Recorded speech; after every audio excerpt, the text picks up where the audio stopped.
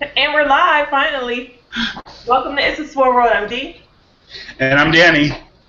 And Piper may or may not pop in. She was having a bit of a rough day health-wise, so we're hoping that she feels good enough to pop in, but if not, we want her to feel better, and she may or may not pop in the comments below. We're not sure. So if she pops in, don't be alarmed. It's just Piper. Yeah.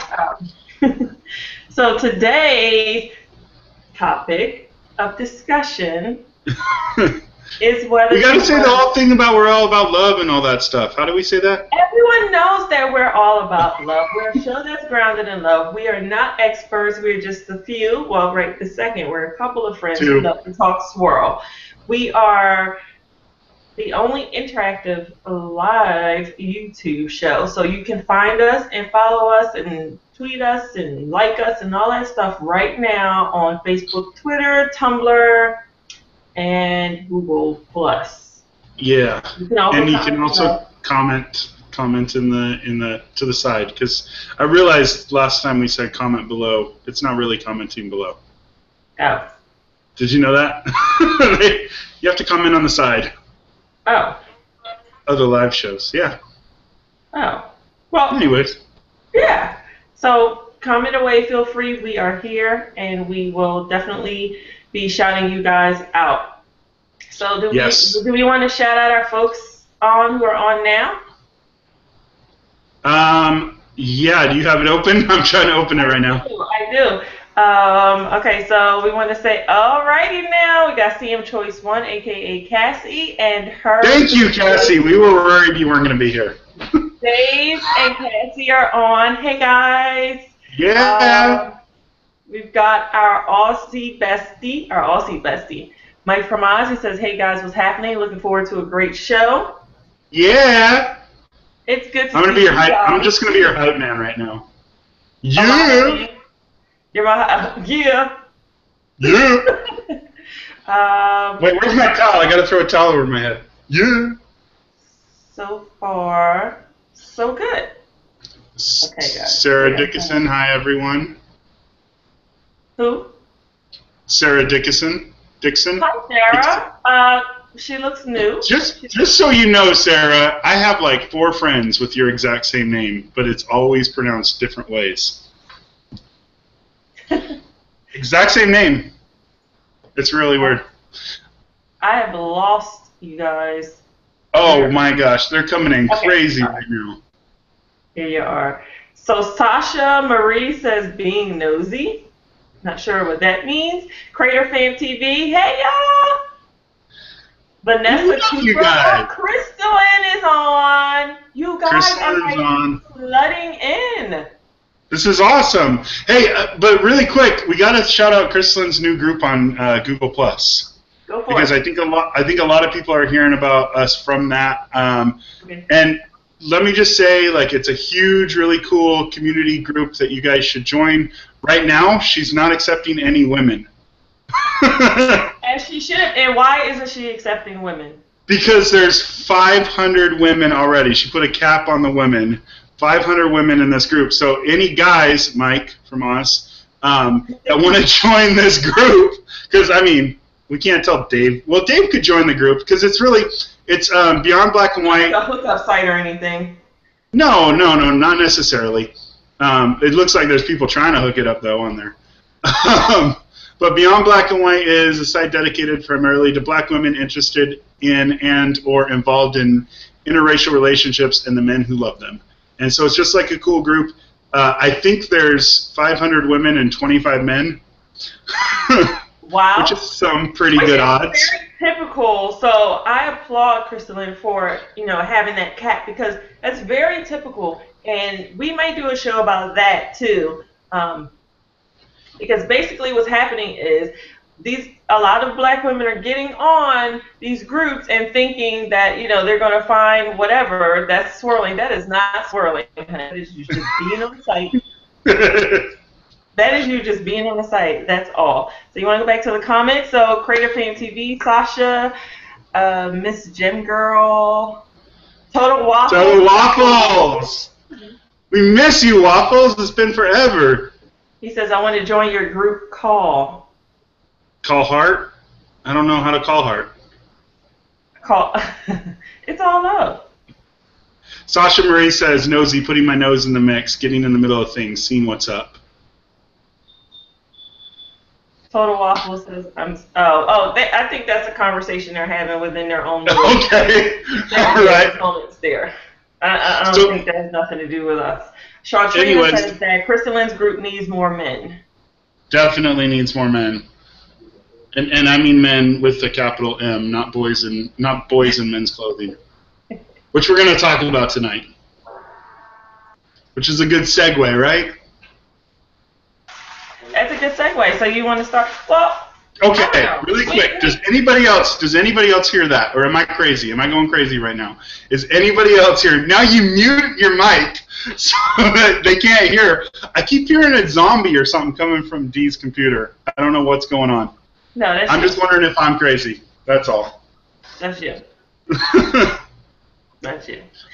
Chelsea Mistretta says, okay, how awesome is this? Woohoo! Yay! We are glad to have you guys. We are so happy that you guys have joined us. So we hope that we do you all justice. We've got, like 18 people watching right now, so this is pure awesomeness. So let's just get right into it. Yep. Okay, guys, first of all, we want to know, do you want to talk about the how-to spots, the do's and don'ts? Or do you want to talk about current events? Topic of the week. Topic of the week, which almost everyone in the Swirl community has been talking about, as well as everyone I've seen on all kinds of social media. They won't stop talking about it on the radio here in LA, I think because it happened in LA. And that's a story of Daniele Watts being accused of prostitution, which is going to be a great conversation. Dee and I have been talking about this since the news broke, and we're very excited about the conversation we're going to have about this. And the great thing about the conversations that Danny and I have is that, of course, he's speaking to it from his perspective, a white male, and Danny and I don't always agree. But but I think that he ultimately sees it from a point of view he hadn't seen before, and he learns things, as do I. So initially, my thoughts on it were, well, Danny said he can relate, and I'll let you tell him why he said that he can relate. But he later retracted those thoughts. So go ahead. Okay. I can relate in the sense that I have experienced something extremely similar to what they went through. Obviously from a white man's perspective, but it was like 5 or 6 years ago. I was in a Starbucks parking lot. Some of you guys have heard me tell this story before. I was in a Starbucks parking lot with my girlfriend at the time, and I was getting ready to go on a long trip. And so we were just having coffee. She was sad I was leaving, all that stuff. So we were just literally in the truck having coffee. We might have kissed a little bit, but we weren't making out or going at it or anything like that. But we were legitimately sitting there. Security rolled by us like 4 or 5 times. The last time I rolled down the window and I yelled out at him. I was like, hey, you got a problem? Is there anything I can help you with? And it wasn't 2 minutes later. We had 3 police cars blocking us in to where we were parked. Knocking on our window, asking for our ID, and in the process, I was at the point where I was like, okay, I'm sitting in a car, I probably have to give my ID to this cop, because I'm sitting here, right, in the driver's seat of this car. It's probably law for me to give the ID. My girlfriend didn't really want to, but she did anyways. I was like, just give it to him. What was funny was my ID was actually in her purse. My wallet was in her purse, so we had to go into her purse to get my ID to give to the police officer. He went and ran the number, ran our names, came back, and actually, no, you know what? He didn't. He passed it off to another officer, and the other guy went and ran our names, and he stayed there and let us know how we should expect this type of thing because of the area we were in. Honestly, I didn't know that Anaheim, California was an area known well for prostitution. Like literally, we're like a couple blocks down from the Honda Center, sitting at there's a movie theater and a Starbucks and some food places. Like, it was like normal everyday Orange County. Anyhow, as he's saying that, he said, well, you should expect, that you should know that prostitution does happen, and it's just suspicious that you guys are sitting in this car. At that point, I'm like, kind of like, okay, like, don't go to jail. Like, we're in a dark parking lot. We're, like, out of his view of a lot of people, so, like, I'm just going to calm whatever situation I can. My girlfriend leans over me, and I was, like, proud of her. I was like, that's right, go for it. And she leans across the driver's seat, points her finger in the cop's face, and says, how dare you accuse us of prostitution, and how dare you say that, what, because I'm a black woman and he's a white man and we can't be in the same car without it being prostitution? And he said, the cop legitimately said, no, that's not what I said, but you can understand why we would think that. No, I can't understand why you would think that. Long story short, they gave us our ID. We got the heck out of Dodge and never stopped at that Starbucks ever again. So I can relate in the sense of the situation. Mm-hmm. I can relate in the sense of the situation. I can't necessarily relate, and this is where I think Dee and I in our conversation previous were having a hard time. Just a misunderstanding, I guess. Yeah. I can't necessarily relate from the perspective of a black woman. I can relate as the perspective of somebody looking at me and seeing me as a John, but I can't look at the perspective of somebody looking at me and looking at me as a whore. Like, I just can't see that because I've never lived that. I've never been through those experiences. Mm-hmm. Mm-hmm. Well, before we talk about that a little further, we've got some more folks coming in. So, Vila Stationary, Natural Living, Homeschooling, Thrifting. What's up, girl? Hey, what's up, V? She says, I'm stopping by to see what's up. Laugh out loud, couldn't wait for tonight. Hey, everyone. Hey, girl. So, JJ John says, hello. Miss Margot. Hey, girl. Crazy in Love says, yay. I'm so glad you guys posted on Facebook about the new show. Ms. Vargo says, good for her. The cop was wrong. And then we've got some folks, Miss Jim Girl 1601, who they're commenting on your story itself, Danny, which it is unfortunate that happened. But I guess the miscommunication that you and I were having is when you were saying that you can relate, and I'm like, you can't relate to Danielle. You can relate to the situation because it happened to you, but you cannot relate to her reaction and why she was so upset by it. And it wasn't until you actually heard the audio, right? Right. Like, well, yeah. I get it now. Like, she was flying off the handle. She was very emotional. Whether it was, I wasn't there, I don't know, but I know as a black woman, if I'm with a white man and we're in a car and we're making out, later it was said that they were having sex, but you and I agree that we refuse to believe that. Right. Is the case. But as a black woman, it's like, how dare you approach me and say, I mean, you have the right to approach me and say, well, we got a call about maybe some lewd activity, but what you don't have a right to do is like what your officers were doing. Well, you can understand that, because no, I can't understand that. I can understand that I'm in America, I'm a free person sitting here in my vehicle, minding my own business. Now, you may have gotten a call. Okay. Now, her beau gave his ID. Now, why did he give up his ID? Well, I actually got this part of the story from somebody in our audience. Crystalline posted a story about this on Beyond Black and White, and I hadn't read. Really quick, I just want to shout out Dave, though, or Mike from Oz, because he said something in the comments just a second ago. He said, I found it odd how I found out about the Watts incidents 24 hours before the Americans mentioned it in the news. That is so true. Like, this thing hit viral, and like this drove it to being on the news and being a conversation that happened.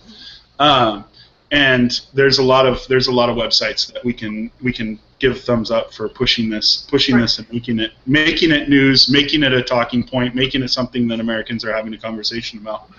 But what? Oh man! Shout out to Team Virgo here. I took my T, Team Virgo. My birthday was last Friday. Hello, Team Virgo. Happy birthday, D. I forgot to say that. I was totally going to say that very first thing, and I forgot to say that. So what was I saying? Because I totally lost track of what I. Well, we just were shouting. You were shouting Dave out and saying how it went viral. Yeah. Yeah. Well. Oh yeah, that's right. Chris on Krislin's site, she mentioned that that her boyfriend was well. First, she was the first one that I read that said that they weren't married. Everybody was reporting that they were married, and this was her husband. So she was the first person that I read that they weren't married. And then also she pointed out that he was an ex-con turned chef, and I think that's why he was very up to immediately giving over his ID. Like, if you've had the encounters with the police, like that, then I think you're immediately going to hand over any identification to try to keep yourself out of trouble. I think I felt her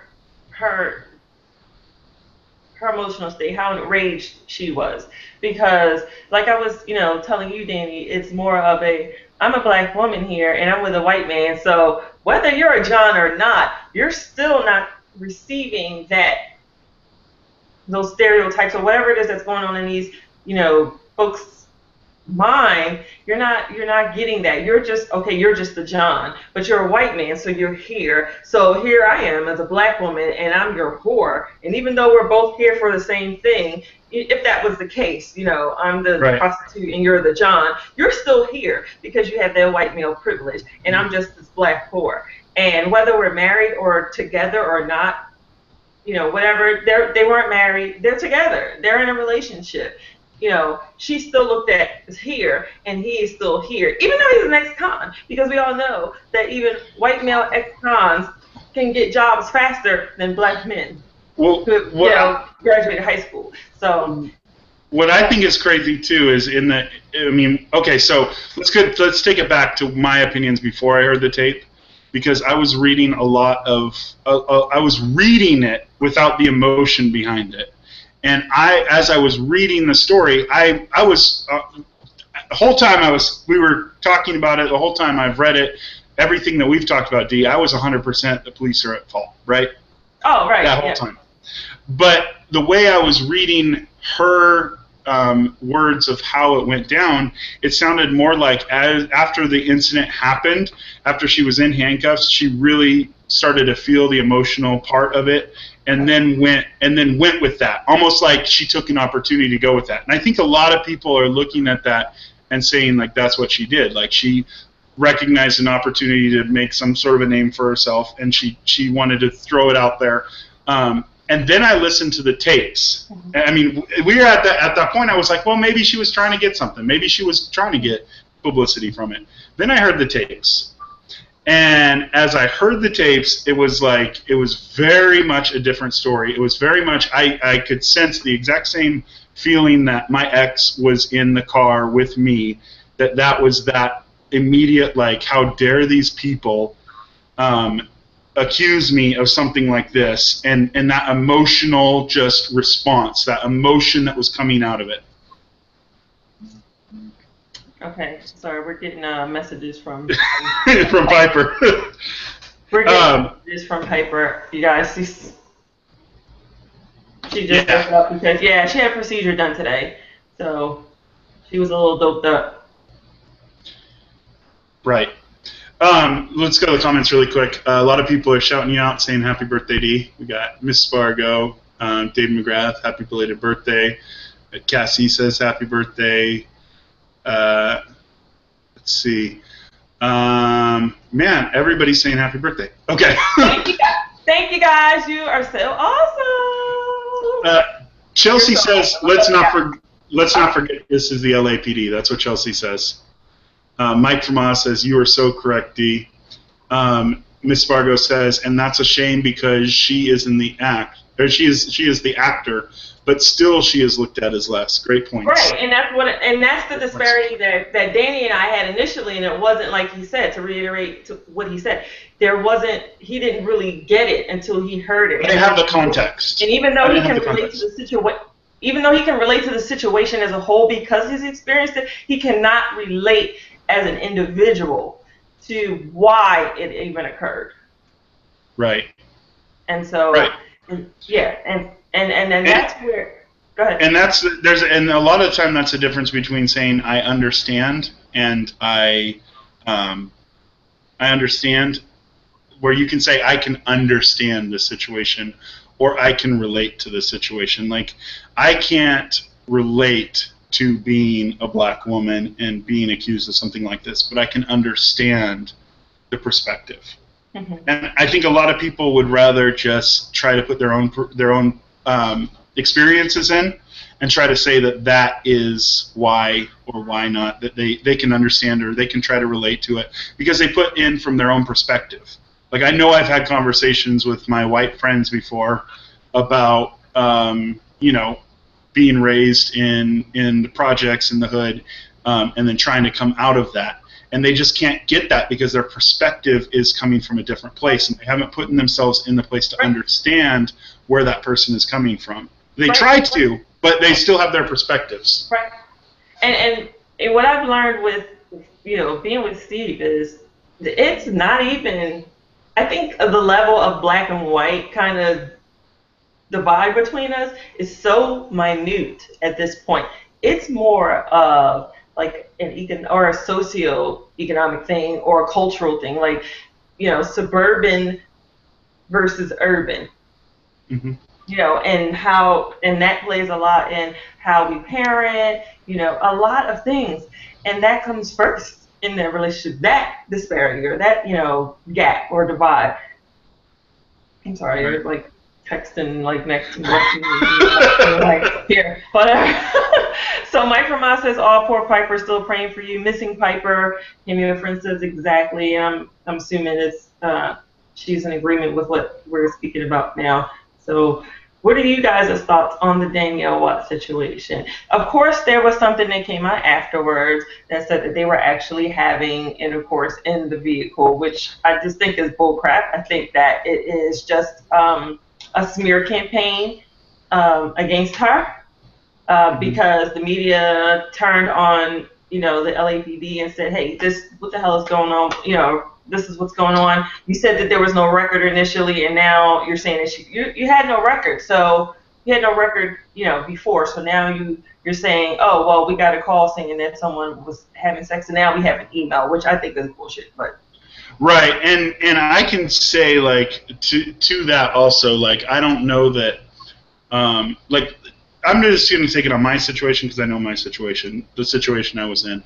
I don't believe that if I was in a car with a white woman when security was driving by, that the police ever would have been called. I don't think that if I was a black man with a black woman in a car, that police would have ever been called. Right, I think that you have the two black people and they're here and they're equal because they're both still below the white male. So yeah, that's completely fine. And it's so unfortunate because my daughter is a part of this coming up, and we would like to think, she's 9 now, and we would like to think that we are in a post-racial America, but that is complete bullshit. That's theatrical bullshit. Right. Because we're not. It is every day it's thrown in our faces, and I feel like, and I know I posted this, we posted this on our Twitter and Facebook and such, that, it's like black women are at war right now. Right. We're being attacked by our own black men. We're being attacked from outsiders, like we're not good enough to be with the white man. It's insane, and it's like, And then it makes it tough for us white men that love you, ladies. when we come in, when we come in to try to say, hey, how are you? We get this immediate defense, this immediate like dukes up, like what's up? What are you here for? Like, are you, And I think that's one of the big things in dating that makes it really difficult. But I also think, honestly, and you guys might, you may not agree with me, but I think that some of it too also has to do with, it's just like the visual thing, how you look. Like, to me, they don't look opposite enough to be, prostitute or whatever. Like, not saying that it would be right, but if she was 21 and he was like 55, 60, then it's like, ew, what's going on here? Sugar daddy, something like that. Right. But they're too young. I'm following y'all. Y'all gotta see my little free spirits over here. Yeah. They're like, eclectic and stuff, and like they're hipsters. Yeah. What's that? They're hipsters. They're not like complete opposite. They're not like complete opposites of the spectrum, to where you're like side-eyeing them, like. Right. Except for the fact of color. Right. Except for color. And would the cops even have been called in the first place if she was white, or if it was a black man in the car with her? Would the cops have even been called? Probably not. I was so mad, D, last night. I didn't tell you this. I was so mad. I was listening to these cops that went on the radio talking about this last night, and I don't cuss. I just don't cuss a lot. Like I don't know. I don't. Man, you cracked me up. You cracked me up when you dropped the MFer word. You make me last night, I dropped it. Like, I'm driving down the road. Like, literally, white guy driving, so my hands are way out here, right? I'm driving down the road, and the guy says something, and I look at the radio, I'm like, you mother! Oh, man. I was so angry with just a smear. They were playing the recording back, and they were making fun of the fact that she was calling her dad daddy. Oh yeah, that's a real woman for you. Like, they were making fun of that. I mean, they were just whatever they could do to smear her. They were making fun of the fact that it's a complete smear campaign, but it's backfiring on them. It is. It's I hope so. So, CM Choice says the whole story about the call to the police suspects me. Have they provided proof of this call? I think it is, and honestly, I was going to call my attorney today and find out in that scenario if I have to give my ID. I think when there's an investigation involved, you probably should. At any point, here's the thing, at any point she could have said, am I being detained or questioned? Like, she could have said that, and they would have had to respond no or yes, just let us check out who you are. Like, they could have responded in that, because apparently there was a call made, so they had to show up. And they had to investigate it. So I think that they were required to show their ID, but the fact that, and this is where a lot of Caucasian persuasion people miss the point, is that this woman immediately felt judged by these police officers, and the police officers didn't do one thing to diffuse the situation. They didn't in one way try to calm the nerves of her. They didn't in one way try to use appropriate personal skills to try to calm her down. They egged her on. In fact, in the end of the video, you can hear the cop telling the boyfriend, oh man, I would leave. I would leave. And he's like, what do you mean I would leave? And he's like literally saying, I would leave her. Like, you should leave her. You should not be with her. And he's like pushing him along, saying like, oh man, I would leave. I would leave. I would leave. Like, totally inappropriate for a police officer to respond the way they responded. They had an opportunity. Every situation you have where there's emotion involved, you have the opportunity to put water or gasoline on it. And they chose to put gasoline on it. They chose to keep it fired up. And she did say, I mean, she did, like, let's just be honest, she did throw out the black card there pretty quick. But I believe that was based on an emotional sense. Like, she felt attacked, and so she said that based on what she was experiencing. And immediately the cops started harassing her with that. Oh, what? You're going to pull out the black card? You're going to pull out the race card? Who said anything about race? Who said anything about race? Well, sir, you wouldn't be here if race wasn't involved in this situation. You would have rolled up, you would have seen two white people making out, and you would have been like, wave, throw them some condoms, make sure you guys have a good day. I'm not even sure that they actually caught them making out or whatever. So I want to go to the comments really quick because Latoya Locks, yes, this is regarding Danielle Watts, and she said that's not what I heard. I think they were getting busy, and yeah, we touched on that. We saw that link come out after the fact, and we don't believe that was the case. I mean, because if that were the case, then take them both in. They let her go. He produced his ID, which is why they didn't harass him, and he's a white man. And she did fly off the handle, and I feel like it was rightfully so. Right. If there was something actually happening, if there were lewd acts, they would have arrested them. They would have taken them in. Right. There wasn't. I mean, Yep.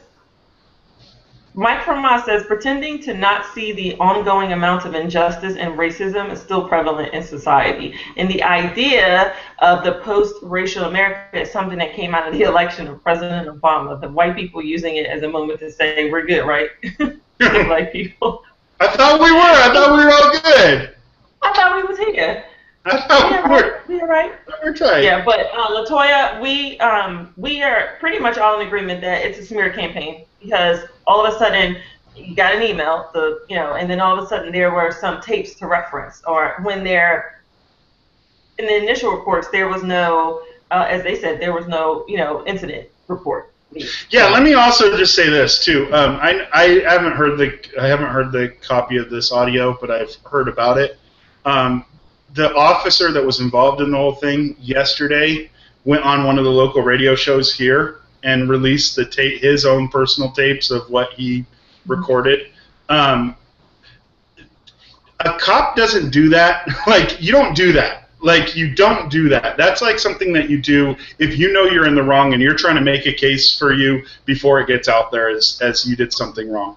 Mm-hmm. That's something you try to get ahead. Get ahead. If you didn't do anything wrong, as a police officer, I know this because I know police officers and I know what they do. They step back and they say, "Hey, it'll all work itself out. In the end, it'll all work itself out." And the fact that the own police, the police chief of these guys, their captain, everybody is coming out trying to like immediately hit it as this was appropriate, that this was okay, that this was all right, that this was good police work, is suspect. And I think we're getting a lot of that in the comments too. Whenever the police get things wrong, no matter the situation, they go to their attack and smear campaigns. That's what David said.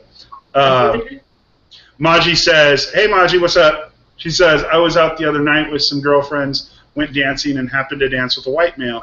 I was extremely surprised by the amount of looks received." Really? Latoya says she's been keeping up with this story on Beyond Black and White. She also says, "I'm not sure. I feel too bad for this chick. Sorry, guys. She made the situation worse than it had to be." Just saying. I don't think that she. I don't disagree with you 100%, but I don't agree with you 100%. I think that the way she responded was justified. I believe that. And she may just have a short fuse, a short temper. I know that she kind of related it to what, she instantly thought about what her dad has gone through in the past. And it does. It makes you angry, and it kind of puts you in this fuck the police mindset. Like, honestly. Yeah. I remember being pulled over. I was going to see my girlfriend, and she lives in the freaking sticks near base. And so I lost reception on my phone. So I remember taking a screenshot because I knew I was going to lose reception as far as like the directions were concerned. So I took the screenshot, but my phone ended up, it completely died is what happened. I think that might have been my first time there. And, it's like 1 a.m., it's a 2-hour drive. I'm like right there. I'm really close. My phone died in order for me I had to call her so she could come and get me, basically. Yeah. So I'm like creeping along, and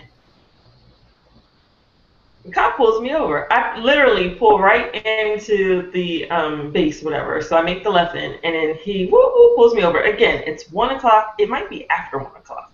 My baby's in the back asleep. My hair's twisted up. I got a scarf on my head because I'm just going straight to her house. And he pulls me over and says, you were doing like 20-something in the 40. or something like that. And I'm like, officer, my phone is dead. My friend lives here. I'm on the way here. I'm waiting for her to come and get me. So then, and I can't call her. So I was just, I'm kind of stuck. You would think he would say, I thought he was going to offer me his phone. He sees a woman with her child. It's 1 a.m. She can't get to her destination because she can't get in.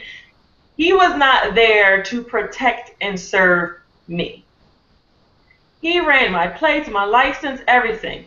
I have given you the situation. I am here alone basically in the middle of the night with my daughter, and you're not protecting and serving me.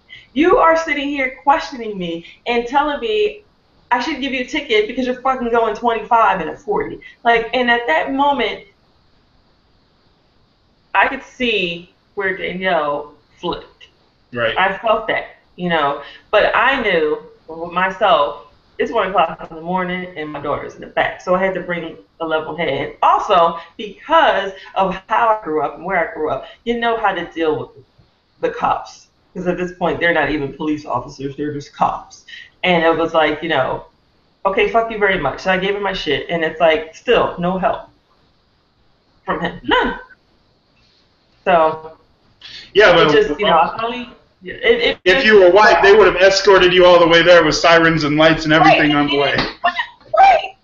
When you pull in, it's embarrassing because the cars are coming the opposite way, and then it's houses right here, and then they've got police lights all in front of the house, and I'm just like, you've got to be kidding me. You're not here to protect and serve me. This is not what you are doing right now. Right. So, do you want to go into the comments? Yeah. Miss Vargo said, I heard they were just making out. Chelsea responds, I would have been indigent, emotional, and offended too. Indignant, right. Sorry. Yeah. I can't read that well. Mike says, he must have been commenting to something earlier. He says, the reason why I say this is less likely to happen in Australia is because prostitution is legal here. The guys... I just lost it. The guys are less likely to be in a car with a prostitute in comparison to a brothel or a hotel. Wow. And then Latoya says, I know there are some shady cops out there, so I'm not too quick to defend them in most situations. Yeah, you know what? And that's the thing. There are good police officers out there. Oh, absolutely. But the bad ones make the news. Yeah. And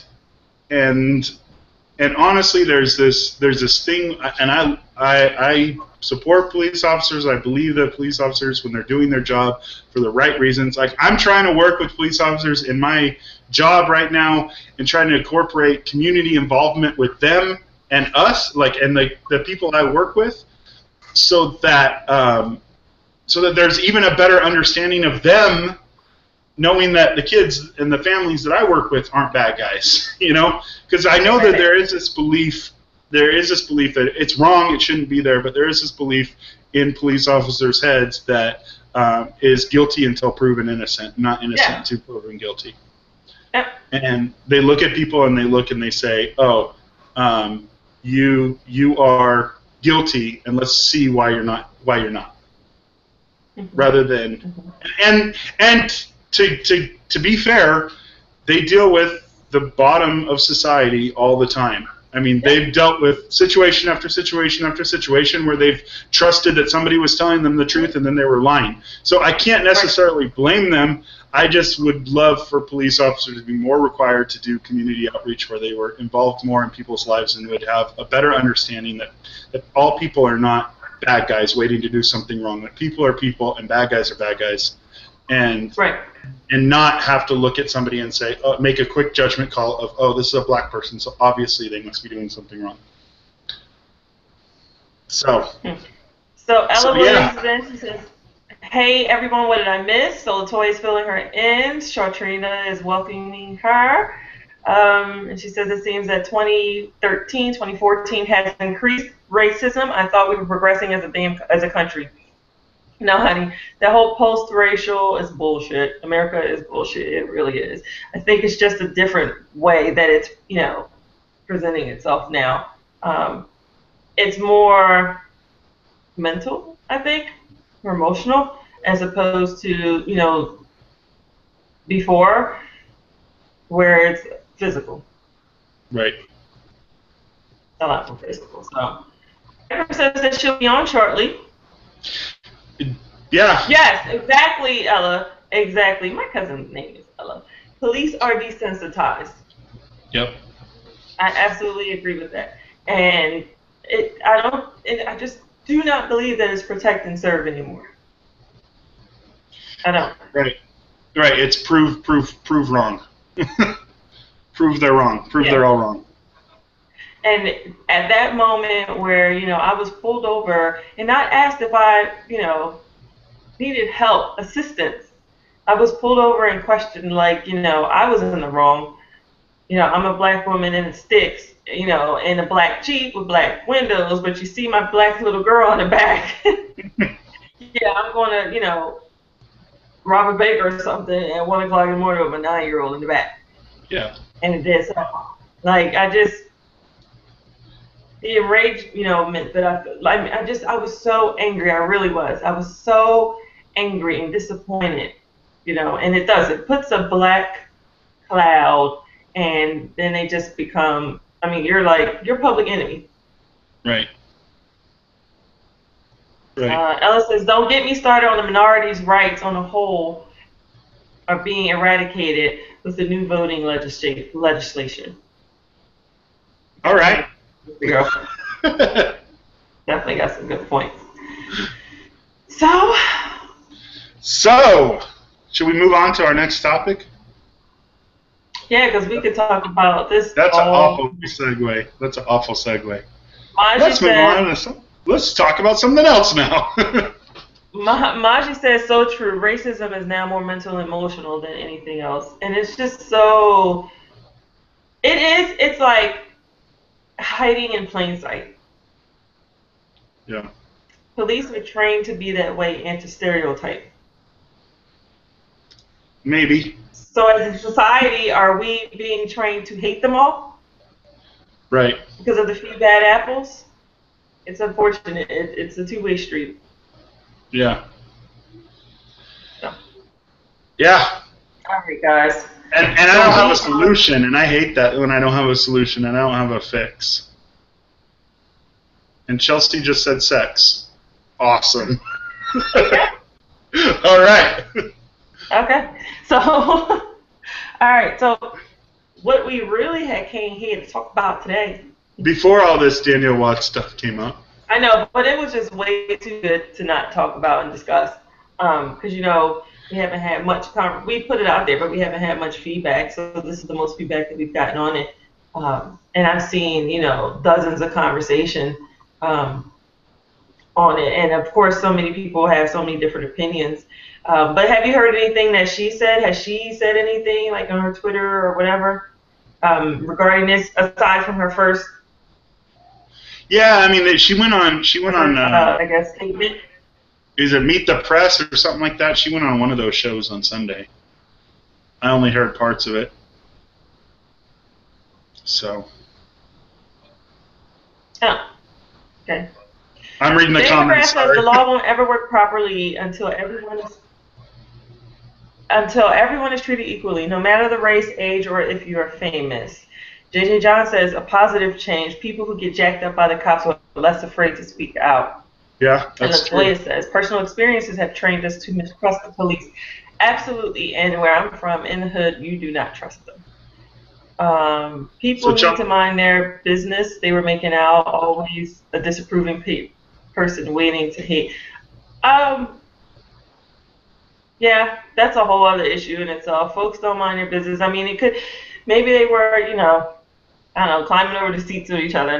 Who knows what was going on. If it simply was just, we're making out, we're doing some kissing or whatever, then yeah, that was ridiculous. So Ella says, let's talk about hair weave. We'll talk about that in another show. Hair weaves, and then Chelsea said her new topic is sex. We should talk about sex as a new topic.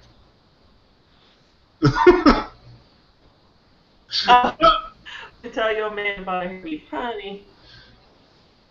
So, all right. So, okay.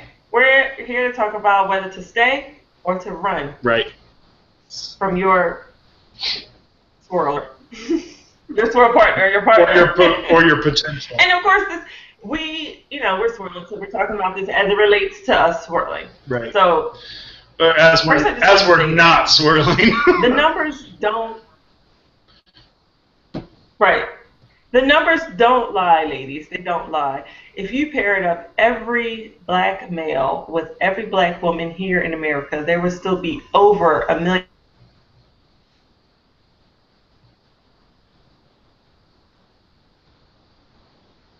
To be in competition.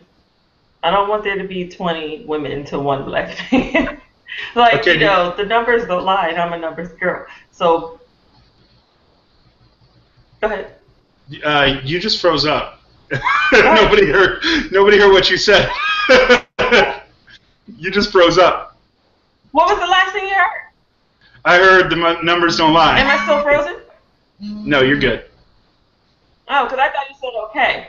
Okay, so they're like tripping in the comments, but let them talk amongst themselves. So when swirling, as women should have boundaries and such, and everything goes. All of this applies to whether you're dating someone who is of the same ethnicity as you, or not. But we're speaking to when you can see whether it's. We've already spoke to fetish on another show, but this also incorporates it here. We're going to incorporate it here. We just want you guys to be able to spot it and say yay or nay. Yep. So, first let's talk. We're finally ready. Talking. That's the first thing. If you don't talk to me and all you want to do is text, that's a no-no. Right. The first thing on that is you need to converse with me. I want to hear your voice. I want to hear what you have to say. Text can be misconstrued. I feel like text is for quick things. Hey, thinking of you. Hope you're having a good day. But, I am going to call you tonight. Or, I already did call you this morning. I don't feel that full-blown out conversation should be had through text, especially when you are courting or dating, what have you. Right. So, if they're texting you, and that's all they're doing, and they don't pick up the phone and call you, oust them. They're gone. Right. Anybody has time for that? They're gone. I agree. Now that we get past that, so you guys are, you're talking. You decide you want to meet up. Oh, I was agreeing. You decide Sorry. that you want to meet up. Sisters, I need for you guys not to be going. What? We're on a bad delay. What, Danny? You're getting on my nerves. What?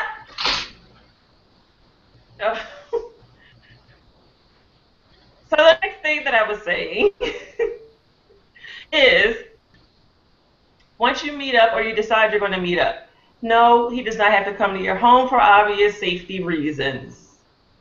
But I feel, I don't know, Danny, you may differ, but I feel like if you're going to meet, you need to meet halfway. You don't need to come all the way to him. Right. Danny? Are we caught up? Right what? You're not even paying attention. Right what? We got a delay. We're in a bad delay. Which means you heard what I said. So right what? You said right. Right what? Exactly. You're not paying attention. Focus. I am. No, I totally agree. I think that you should go halfway. Can you hear me now? Am I caught up? Are we good to go? Okay. I'm just going to talk. Fine. You're the one who was telling them lies about the delay. We're in a delay. Like, you are so far behind me right now. You are so far behind me right now. Like, I have said stuff. Okay, I think we're caught up now, right? Hey, am I holding up a 1 right now on the screen? Am I holding up a 1? How about that one? We're like 3 or 4 seconds behind each other, just so you know. Okay, wait. Okay, we need to go to the comments. So, Wits About Me H says, so true, I'm noticing guys are liking to text more than actually talk. Chartrina says, I totally agree. These dudes that only text, I'm so aggravated. Latoya Locke says, texting is too much. Texting too much is annoying. She wants the man to treat her like a lady, not a hookup. Crazy in Love says, totally agree. Allow the man to chase you. Stop jumping through hoops for someone who won't even call you. Exactly. You cannot pick up the phone and call me. No. Well, I'm not going to get what we used to call, text or BlackBerry thumb or whatever, because you can't pick up the damn phone. Oh, I'm not a talker. Well, then you ain't trying to see me. And that's just the bottom line. That's the first thing. And all these little chicks and these young girls who are out here, and even some wannabe swirlers. We're not even going to talk about veteran swirlers. We're talking wannabe swirlers and these little young girls thinking that Twitter and all this social media is swirling when it's not. And they're thinking that, texting is cute. He's texting you good morning. No, pick up the phone and you can tell me that. And I guess I'm just old school. Y'all know I just turned 36. So I am in that generation that's right on the cusp of technology. So I know what it's like to have that corded phone and walk around the house with the corded phone in your hand. I know what it's like to turn the TV and play with the bunny ears on the TV. I also know what it was when like. You're on the phone and somebody starts calling them. Dressed at like age 20. When you're on the phone and somebody starts calling American I know online. what that's like. So I have the knowledge for both. I know life before the technology, and then I know, life after, once the technology, boom, hits. So I'm right on that cusp, so I can appreciate a conversation as opposed to a text. And I feel like if you cannot text me, or if you cannot call me, I have anything to say. Right. So you're on a block I list. completely agree. Dave says that would have been hard for me and Cassie to meet halfway. Any islands in the middle of the Atlantic. You guys already know you have a special case. For you guys who are seeing CM Choice 1 and David McGrath in the comments, they are some of our favorite swirlers. They were on an episode titled Loving Day, and he's in London. Is he in London? Or is he just in England somewhere? And then Cassie's here in the U.S. in the South. So they have an interracial long-distance relationship. So that's why, if you guys don't get, if you're reading the comments, that's what they mean. It's hard for them to meet halfway. But we're talking about less extreme circumstances. Oh, no, Dee. Ella's bringing up some old cool stuff. Remember falling asleep on the phone? LOL, party line? Yes. Oh, no! Yes, I remember those days. The party line? Yikes! Talk. Yeah, I can tell. So that's my first thing. If you guys are just starting out, just talking and everything, or not even talking, you just want to text you all day. You guys decide, and to speak to that a little bit more. Crazy in Love says, don't get me started on the young folks dating. Thinking they're in love because of a good morning text. Do you know how many people who may get that message in the morning? Right.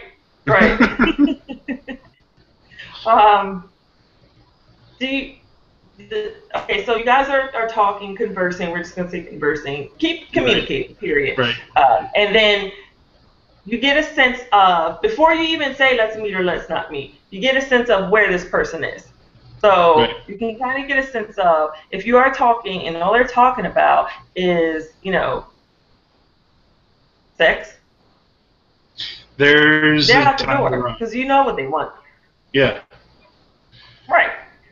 Or, what would make me leery is if we're conversing and you're so hard pressed to meet me, like we just exchanged numbers or what have you 2 days ago, and you're like, when am I going to meet you?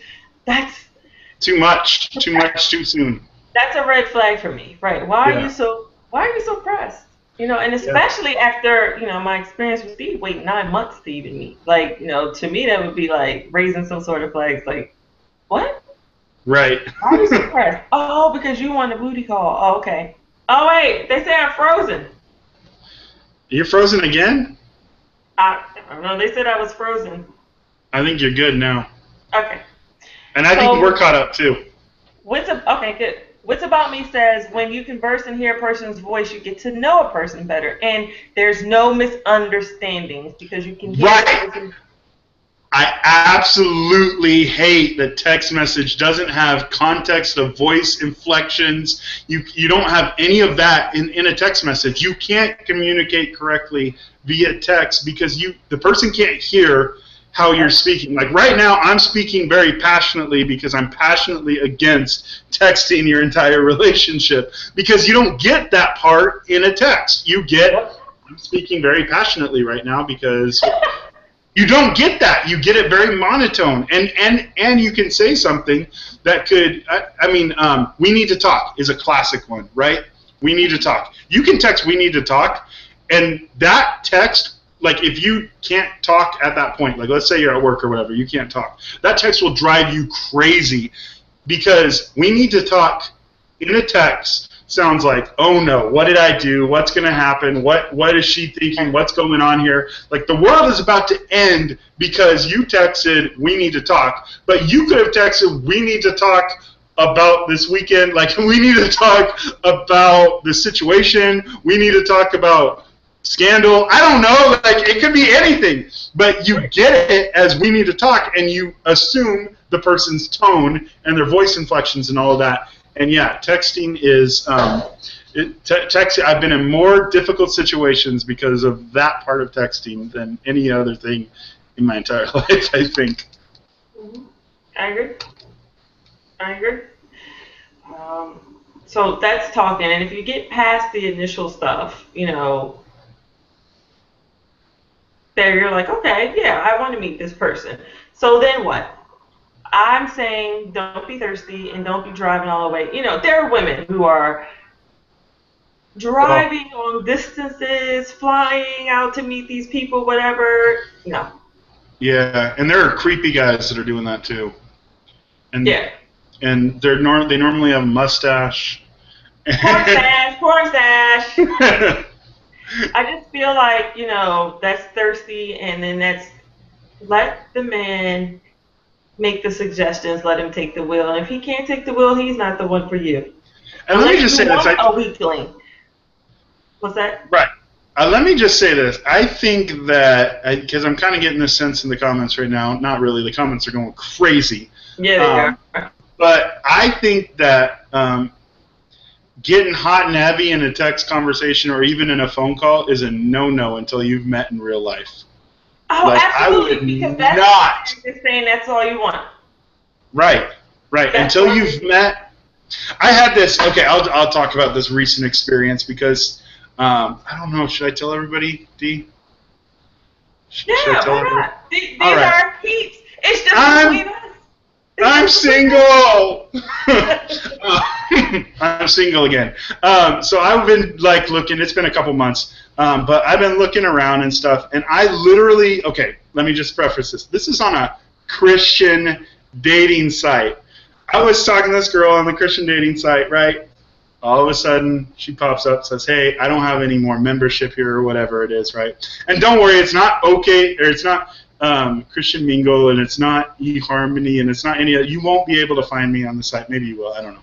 Anyways, so I'm talking to this girl, and she says, "Hey, I'm losing my membership here. Like, can I hit you up on your email?" So I'm like, "Yeah, cool. We've had a good conversation."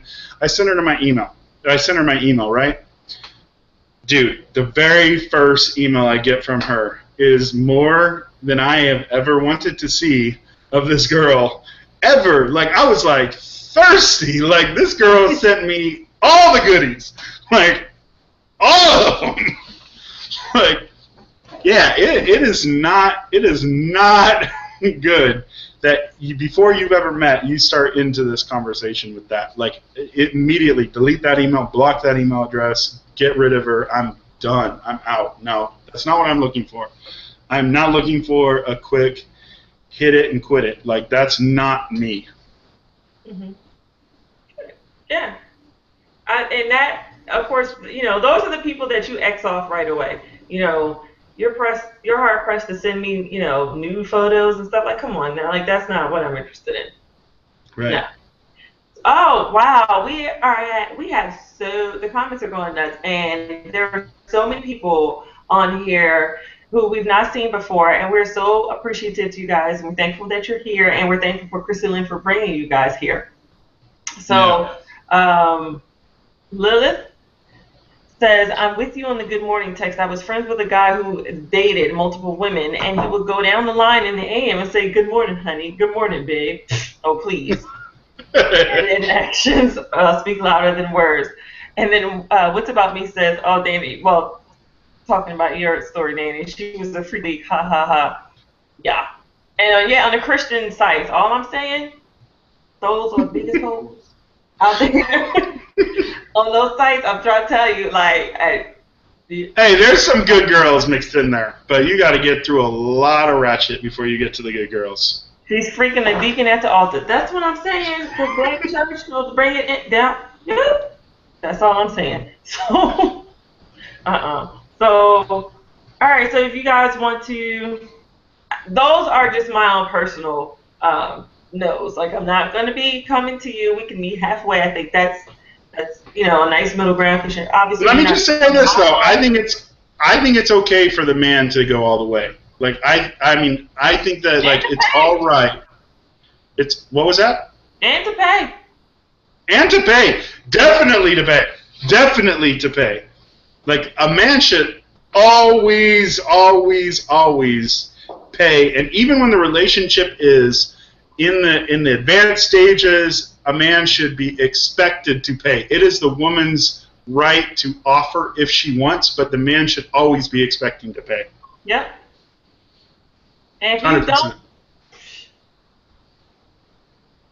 no, I'm not. On Mike, I am not calling Danny a hoe. I said those tricks on the Christian mingle sites or whatever. They're the biggest hoes. So, okay, so we talked about getting past the text piece of it and a meeting. So let's talk about once you meet. And you have that initial date or meetup or whatever. Yeah, how to spot these no good, low down, awful people. Right? So, okay, we're on a date. We met somewhere halfway, which is fine, or he came all the way to me. But let me tell you something. I went on a date a couple of weeks ago, and this was a really funny line. I told her, like, I'm chivalrous, I'm the man, I'm a gentleman, I want to pick you up. And she said, oh, sorry, Lifetime movies have taught me not to do that, which I thought was so funny. Yeah. Like, we gotta meet somewhere halfway. And I was like, all right. Yeah, I mean, that's for safety reasons. But once you get there and you're on a date. Oh, wait, I'm sorry, hold on. Before we get to that, because again, the comments, this is what makes the show. You guys are so funny. Danny says, I know what you're talking about. Or Maji says, Danny, I know what you're talking about. I used to get nothing but old divorced men on Christian sites. Yeah, right? So Shatrina says, my mom seriously made a profile from you on Christian Mingle, and I told her I didn't. We scrolled through, and the guys were not looking good. There's child. I'm just, I don't understand. Hey, I gotta say what's up to Mini Chris. Mini Chris said, hey, it's Christine Marie. Shouted you out on the BBW Google Plus page. There's a lot of people on here from there. Thank you so much for coming here, guys. Yeah, this is great. This is great. Oh, Latoya says the Discovery ID channel, too. She's learned a lot. Oh, don't even get me started on Discovery investigation. Right. Like, there's no way that I'm going to have you come into where we're not going to meet at a nice, neutral place. You know how to knock me in my head. Okay, so once we get to the date, and I feel like you're worthy enough to get past the date because you called me and you let me know that you're interested. I didn't have to chase you. Now we're here on the date. Right, because it's the man's job. It's the man's job to chase the woman, not the other way around. And I think CM Choi, or not. I think Crazy in Love's going to have some disagreements with me on that topic. On what? On that it's the man's job. It's a man's job to chase you. No, she's going to agree. No, Crazy's going to agree with you. Okay. And Ella is in agreement too. She's like, you want me to pay? You're going to watch my ass walk out the door. Ain't nobody talking to that. True. No. I expect you to. And my thoughts are, if you wouldn't pay or you don't pay, you ask me that would be the last time you see me, because I feel like you shouldn't even be in the dating arena or the pool if you can't afford to date. You can't afford to take me out or anything. Bye, sir. Bye. But I could probably get a lot of, if you pay attention close enough, and if this is why conversation is so important, you can get a feel of these broke ass. You're talking to them. Right. I mean, of course, you get bamboozled. That's for sure. But we'll talk about that too. Yeah, I'll just say this too. If a girl insists to pay on the first date too, I'm probably not going to ask her to do a second date. Why? Because it's like, that's taking my job. Like, that's my job. That's what I want to be doing. Like, if I say I'm going to pay for this, I'm going to pay for this. I don't want you to insist to pay for it. Like, and I think that sometimes women want to make sure that it's all right, and so they want to offer that. But it's my job. It's my job to pay. Like, I'm the one who asked you out. I also think that it's a man's job to decide where you're going and what you're going to be doing, and making that stuff, giving that information ahead of time. Yeah. But if a woman says, "Oh, let's split it," which is what Crazy in Love says. We'll see, Danny. Split the tea. Oh, spill the tea. Spill the tea. Oh, okay. Spill the tea. But go ahead. Yeah. I think that chivalry is not dead, but I think that chivalry is in decline, and that men act a certain way because they've been trained to act that way. They've been trained that it's all right to split the bill. They've been trained that that's okay. And I used to think that, like, when I was younger, and I was like honestly, I had this feeling like I should open the door for women now. Like, I was thinking that. I was like 16, 17. I was like, I should open the door for every woman I see, no matter what, I should always open the door. And I had this thought in my back of my head. I should say, why would you treat them like ladies when they're not acting like ladies? Like, instantly, I got to take it back to, well, why aren't they acting like ladies? Because a man hasn't treated them like a lady, so it's still my responsibility to treat them like ladies, regardless of how they act, or if they refuse my gentlemanness, whatever. Mike from Oz says, yeah, no one likes a weak-willed guy who can't make up his mind on what to do. That's boring. Preach. And women can never make their decision on what to do. Where you want to eat? Nah. Where you want to eat? Nah. I'm sorry, guys. Piper says she's trying to get on, but... I'm trying to help her get on. Okay. So... Oh, yeah. I want to kind of piggyback a little bit on before... Oh, wait, I'm lying. Oh, there she is! There she is! Miss America! Hello. Hello. Can you hear me? Yep. Awesome. I'm so sorry I'm late. That's all right. We have talked about Daniele Watts' situation, and now we're talking about how to spot the losers. You look great, honey. Really? This is called 10-second makeup job. Yeah. And I feel like the poo. But see, I have my hospital ID band on to prove that I was in the hospital.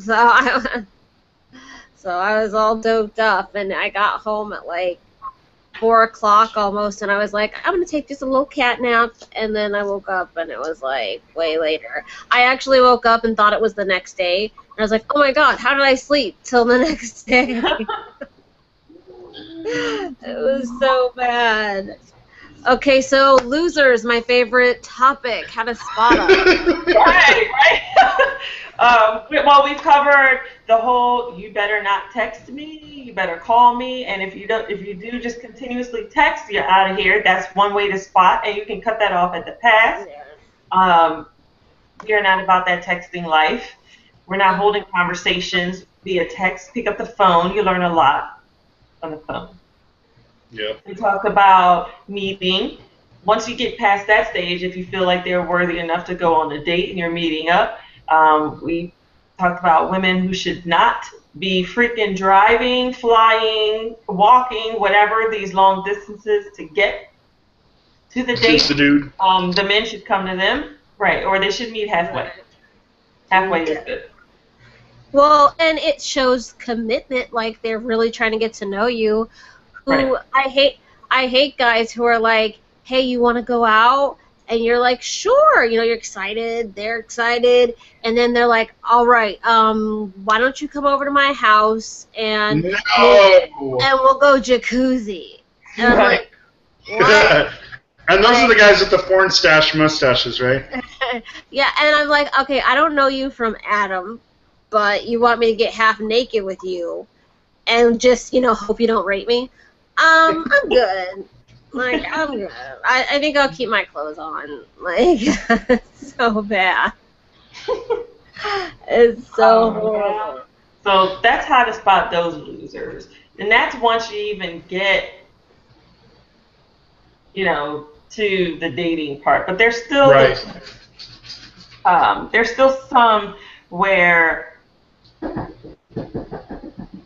what they let slide before they even date, they even get to the date. So the texting, they'll let that slide. They'll let the sexting slide and think it's cute, and it's not. And Piper, we need to school these young women out here who think that, texting is getting to know someone, who feel like they should pay half or even pay the full bill on these dates, and then or hey, let's even go, and when they finally get to the date, the ones who are sleeping with these men on the first date.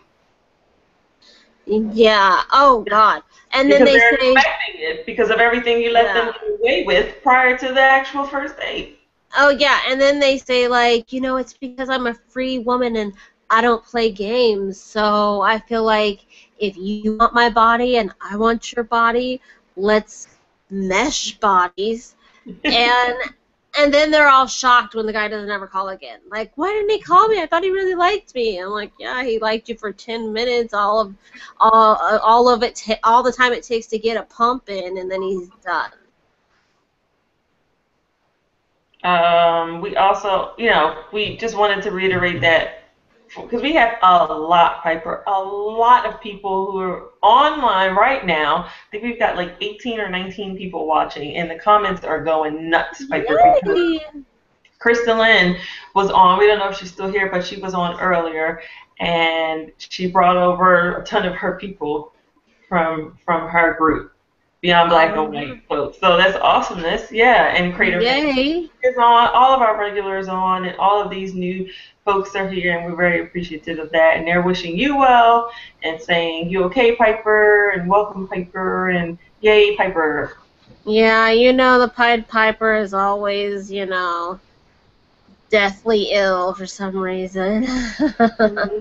And how we even got to this, how we started off after we talked about the Daniele Watts thing, was just basically saying that, I don't know. I feel like this whole topic can go from black man to white man to yellow man to blue man. It's across the board. But we're, in an era where it's just the numbers don't lie. If you pair all of us up with every black man, there would still be over 1 million black women who are single. And so you're left with, other brothers in your swirling. And they don't get passes either. There are boundaries, and we have to have them. And there definitely needs to be them. I think sometimes, like, and not saying this is everyone, because God knows it isn't, so please don't think I'm talking about every single black woman, but I know that a lot of women who are inexperienced as far as dating outside of their race, you have an idea of what this other race is going to be like, or what their expectations are going to be. And so you start to think, well, do I put out on the first date? I mean, is that what they're used to? Have they never heard of a weave?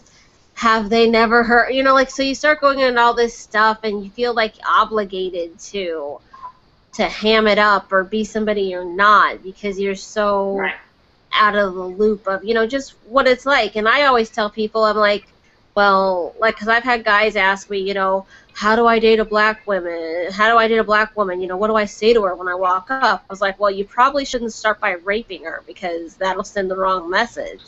Like, I'm like, just talk to her like you would any other woman, you know.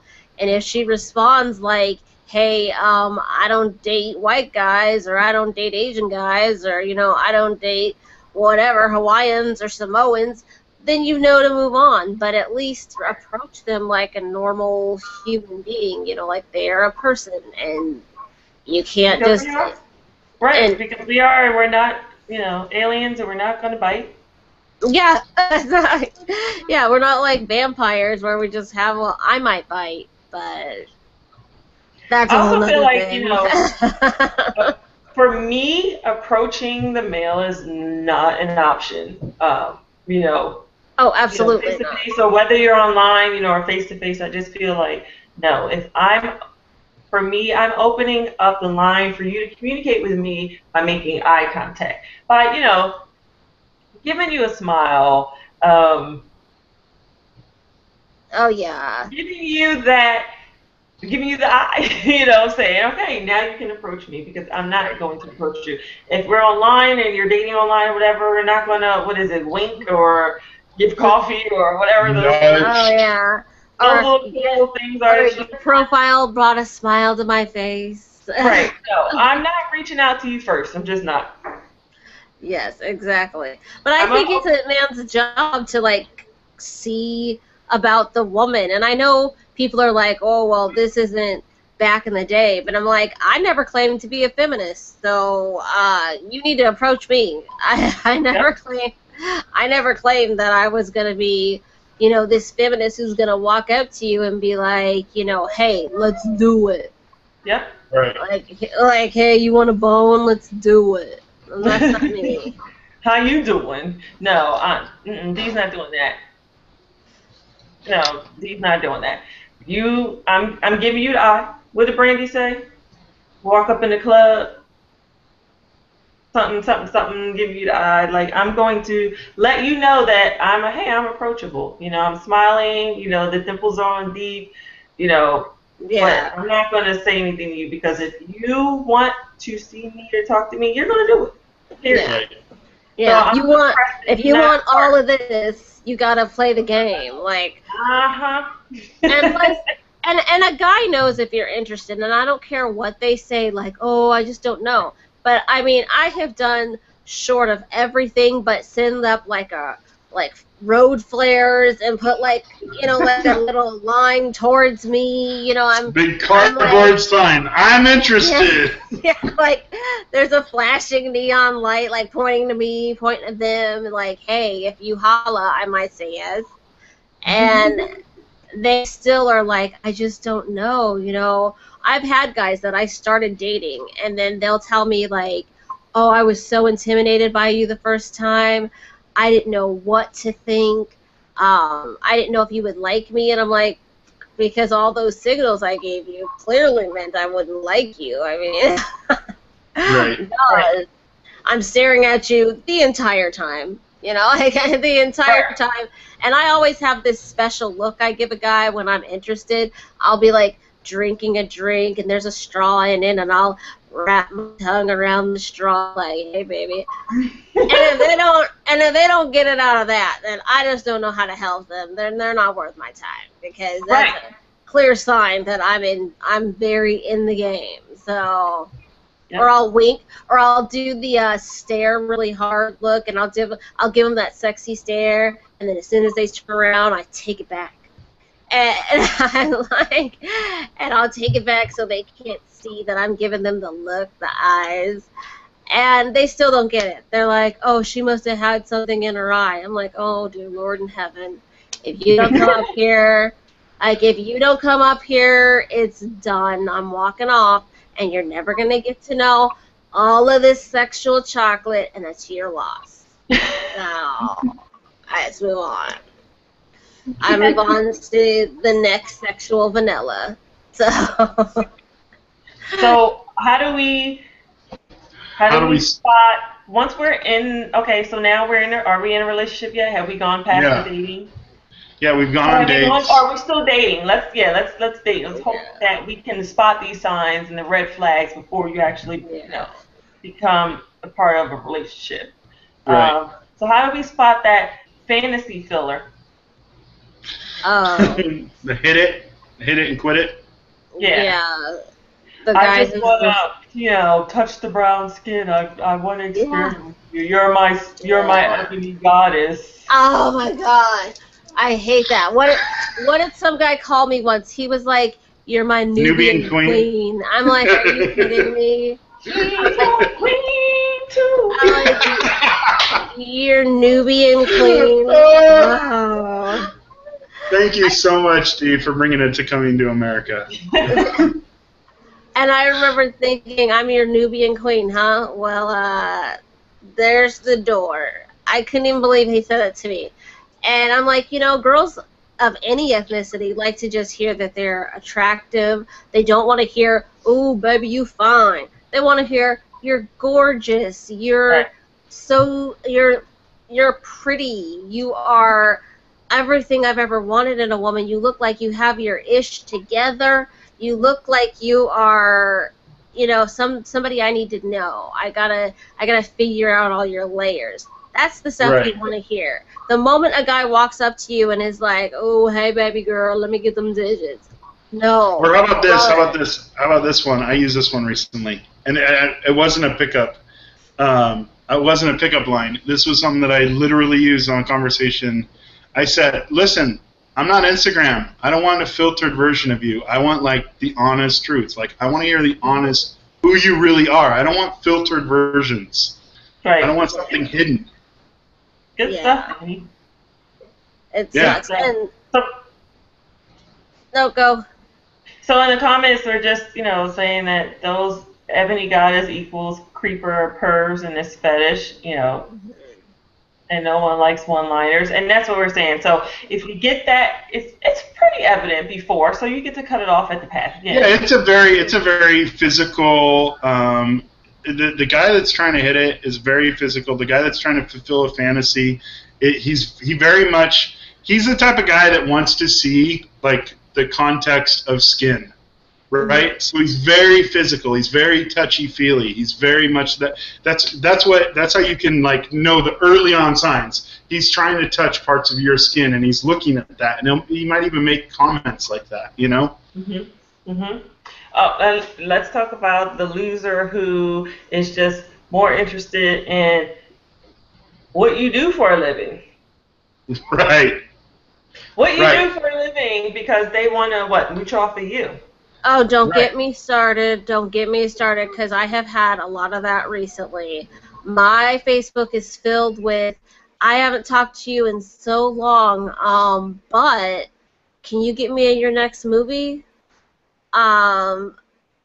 It's crazy. Wow. And I hate it. And I have had so many people do that to me, and it's such a slap in the face. You want to date me or you want to be involved with me because you want to be a part of my success. So you want to step on my back to come up. Mm-hmm. And that's just the unsexiest thing. Or I've had guys say, "Ooh, you're a writer?" And I shit you not, they're like, "I have this story that I've been really meaning to write, and it would really be helpful if you wrote it for me." And I'm like, I didn't say I was a ghostwriter. Right. I said I was a writer. And just because I write doesn't mean I want to write for you. You're not my boss. I don't want to write for you. We're trying to date. And they'll do that. Yeah, totally opportunist. Or I've had guys who know that I have a little bit of money, and they think that money just came out of nowhere. I went out in the backyard and shook my money tree, and the money came down. And it's no, I manage my money wisely. I work for what I have, and I'm not looking to share with you. That's not, if you're supposed to be the man, you should be taking care of things with me. And right. And not to say that guys are supposed to, pay for my everything. They don't need to pay for my world. I know I'm a little bit high maintenance and a little bougie, but I'm not bougie or high maintenance to them. I pay for my own stuff. You know, I make sure I look good. I'm not expecting for them to shell out the big bucks to make me look good. But in their minds, they're like, oh, she can look that good. Oh, she can step my game up. Like, how do I get to know her? Because she's about to put me on another level. And that's sad. I mean, I even had a guy tell me just recently, like, let's go on a date. And he's like, but you're going to need to pick me up. I'm like, excuse me? What? I'm going to need to do what now? Pick you up from where? Why in the world do I need to pick you up? And he's like, see, what had happened was, oh, Lord. I can't drive anymore because my license has been taken away. So, and I don't have a job, so I don't make any money. So that's going to be an issue. But maybe you can pay for the date, or maybe we could just, you know, and like go for a walk. And I'm like, dude, really? No, you take your dog for a walk. I'm not about that life. Right, exactly. I'm like, dogs go for walks, not people. And it would be sweet if it was like, you know, a picnic lunch and we went for a walk in this park or something. I love parks, so I could see that. But to just say that our date is the park, like that's it, that's our date. And I drove you there anyway, so I got to drive your ass home after our little date in the park. And I'm like, what do you have to offer me? Like, really? Where's this going after this? Because you can't do anything for me but, I mean, be something to stare at. And it's just like, it's crazy. Yeah, you don't even get that far. Like, yeah, we're done after that conversation. Yeah, pretty much that conversation just sealed all deals as far as I'm concerned, you know, like, it really did. It sealed everything. It made it go from attraction to absolutely unattracted. Like, I couldn't be any less attracted to him if his name was Quasimodo. Like, that's it. Like, that is it, you know. But guys do that, and I think sometimes girls look at that like, guys will try to sell girls their ambition. And they'll tell a girl everything they need to hear. They'll be like, you know what, girl, I'm going to school. I'm about to be something. I'm about to make you the luckiest girl because you're going to be there with me when I was down, and you're going to be there with me when I come up. And I'm just like, wah, wah, tell me another dream. How old are we? 30 what? And you still haven't accomplished any of this stuff? Chances are you're not going to accomplish any of it in the next 3 to 4 years, you know. And what am I supposed to be? You're a 55-year-old ride or die chick? Like, I don't know. Yeah, right. I mean, wow. Stuff that, you know, you can see early on. This is how to spot these. You know, this is how to spot the financial loser. This is how to spot the fantasy loser. You know, the first few dates, or you're just very new to the relationship. You know, you can see that pretty much early on, unless, you know, then you get the complete bamboozlers who you're like, damn, where'd that come from? Like, they put up the front. You know, they put up their representatives so good, so long, but there's always a red flag. We just need to take notice to it. Yeah. And boundaries, and that's where we fall short. Yeah. Well, and we do not set our boundaries. Everyone needs to have healthy boundaries. Well, and I think we do have boundaries. The problem is that we fall for the hype. We fall for it. You know, we fall for the old, you know, the holding hands and the sweet touches and all the sweet words, and they're nice. You know, and what woman doesn't want to hear those sweet words of just like, you know what, you mean a lot to me, I care for you, you know, things that men, and especially if you've been single for a long time, men can get under that. You know, unfortunately they can break down that barrier with these sweet, kind words, and then you get to know them a little bit, and you think, where did all that sweet words go? You know, where did all the sweetness go? I mean, I know you probably have had, you know, experiences with that. I know I actually dated a guy where we were engaged, I guess, but he engaged me without me even knowing I was engaged. Like, it was the weirdest thing in the world.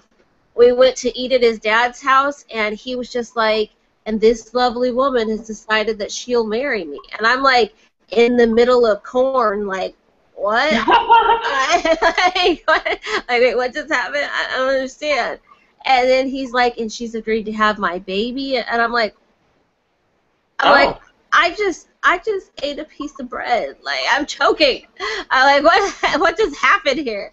And he just announced it like it was the best thing to do, and walked. And I mean, he literally had to walk. His chest all puffed out, like he did something big. I'm like, there's no ring. I don't recall any of my friends being there. This is at his dad's house, and what an awkward first meeting for me and his dad to find out that I'm engaged at his dad's house. Right. And then on to top it all off, so what an awkward ride back whenever we get in the truck and he's like holding my hand and looking at me lovingly, and I'm like looking at him like I wish laser beams could shoot out of my eyes and into his forehead, because I'm just like, wow, I was ambushed. And then he's like, but I love you and we should be together. And let me backtrack and say this was all of 3 weeks in.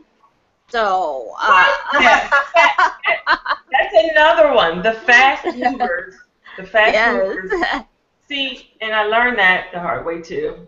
The fast movers, in terms of, you know, taking that, I'm ready for this, I've been through X, Y, and Z, I'm over that, you know, I've grown, I'm this person now, and then you get into this, you know, relationship and it moves fast, but you're thinking, you know, because you're moving down the right path together. Yeah. And what is he doing? He's giving you those sweet words, and he's also showing, he's not just saying, he's giving you these actions, saying this is what we want, this is what I want, this is what you want, let's go, let's go, let's go. And then when you're finally in it, you fall to the wayside, you disappear, you're like, what the hell happened? That's the bamboozle. That's the first you figure out. And then you don't figure it out until you're knee deep in the game, and they're like, and they become some other person, and you're like, wait a second, where did the guy that was who was there with me? Right. Ah! And like you know, like, what happened to Mr. I'm ready for this? Mr. Wonderful, Mr. Dud. And you turn into Mr. Dud. Yeah, right. They turn into everything your worst nightmares are, you know, consisted of, and you're scared. You know, you don't know what to do, and they've already got you. These are the men you have to worry about because they got your feelings. They got your feelings a long time ago. So now your feelings are invested, and they are just like, I don't know where they went. They're out of the picture. They just suddenly don't have to care as much because you have invested all your feelings, and they're like, almost like, haha, I got you, bitch. Yep. Now you're not going anywhere. Now you're not going anywhere because I got you. And it sucks. It sucks because those are the ones that are harder to spot because they are wonderful until they're not. Yep. And then you got to piece together where it went wrong. What did they show you and that you just didn't pay attention to? Again, right, exactly. And that is where we tend to overlook things. Mm-hmm. Definitely. But you have to believe people for who they are when they show you that. And it's like, if you have to rationalize something, then that's a flag, and you just need to cut it off because they've already showed you who it is that they are. Oh, totally. And then we've got the fetish folks, the fantasy fillers. We've got in the very, very beginning the talkers. Not even the talkers, the texters. Yeah, which I hate. They text you all the time, which I didn't add in on because I have had that experience. The guys who text all the time, I mean, they are serial texters. Then I have nothing to say. Like, that's it. You're going on the block list. Like, I don't have and I was saying this earlier, Piper, like, we're in the generation where we are that tech generation, so we were right on the cusp. So we know what life was like. You know, when all you had was one phone, one answering machine, not a voicemail. You had an answering machine. You had to get up and turn the TV. You know, you actually had to engage with folks. Like, we know that life. We know what that is. And we know this, you know, technologically advanced when it really sometimes it's not an advancement. It has displaced us and made us socially inept in a lot of ways. But we are right on that cusp. So we know what it's like to converse with someone and talk and fall asleep with somebody on the phone. Yeah. And if someone says, I'm not a talker, well, then we're done. Yeah. Oh, I've had that. We're not going to text our conversation. We're not going to text our relationship. Because then when you do, you fantasize it, how they sound when they're saying certain stuff, or how they're, you know, what they're coming across as, and then you, like, are with them, and that's not, I mean, and they're like a total douchebag, you know, you don't ever really know who they are because you've been texting this whole relationship, and you add your own googly words to it and all your sweet meanings, and then you turn out, oh, that wasn't anything, you know, that wasn't as sweet as it was supposed to sound, and then you're devastated. And I know that I've been hurt very much by that, and I've hurt, what was the other one you mentioned? So we have the texters, and we've had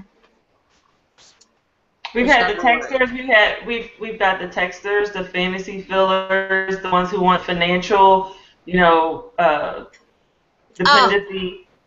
Fantasy fillers. I had a guy tell me, well, it was a very awkward situation anyway, but I had a guy tell me, he's like, you know what? I've always wanted to be with a small black woman. Yeah, fantasy. And I was like, really? Always? I'm like, first of all, weird fantasy.